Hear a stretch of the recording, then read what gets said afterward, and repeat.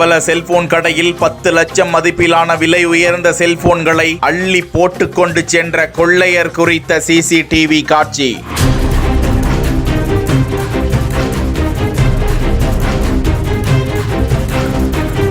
கடை முன்னாடி பூட்டி தான் இருக்கு, ஆனா உள்ள கொள்ளை நடந்திருக்கு. எப்படி?